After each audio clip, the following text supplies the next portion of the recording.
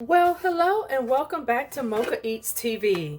I am coming back with my dinner video on the pasta zero, which is the shiitake noodles.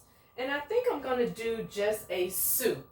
So I'm going to have some edamame, pak choy, carrots, onions, and peppers. And that's what you see there. So what I'm going to do is take about a teaspoon of coconut oil and saute the vegetables. All right, so far I have gotten my vegetables in except my carrots. And so I'm just going to go ahead, like I said, and stir fry these. And now I'm adding my carrots.